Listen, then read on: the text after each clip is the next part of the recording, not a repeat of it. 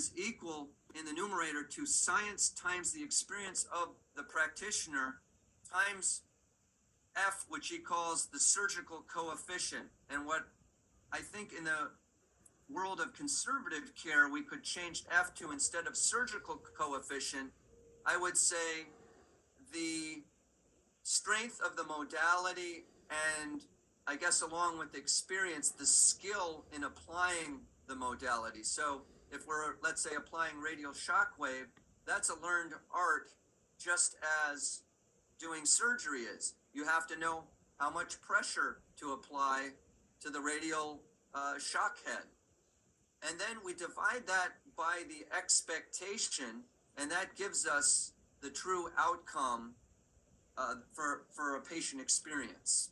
So I think if we keep these parameters in mind, I think we can serve our patients better, especially remembering the bottom denominator, which is the expectation of the patient. This is a typical situation that I see now that I'm more attuned to it, several times a week, generally, at least not to this degree. But I think we can all see that right away, the pants haven't been altered differently, but there's a significant difference. So now this is the second look that I had of the same patient. Okay?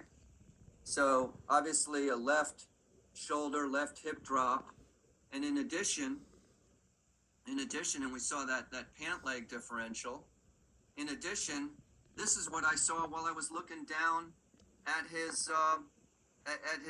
legs extended out. He was not fully supine in this position. He was sitting, and it is important that we look at our patients both supine as well as sitting, because that can change with the hip relationships as we sit. The next parameter, and obviously we can see here, the left is longer.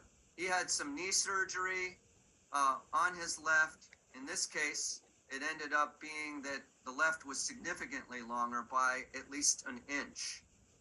And I hit one more, and you can even see that the tibia is at least 1/8 to 3/16 of an inch in the tibia alone. So that's looking from heel.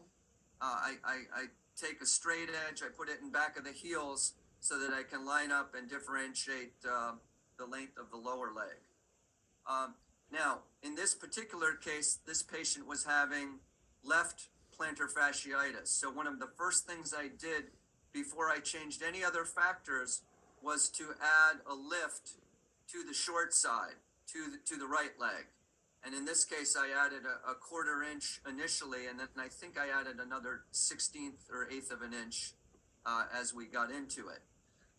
So that was just one of many factors that we looked at, but I just illustrate this as an example of some of the things that you would have thought. I mean, this guy had been seeing a podiatrist for several years, as well as was an orthopedic surgeon in rehab, and nobody ended up bothering to screen because it was obvious. I mean, you could look at the length of his pants.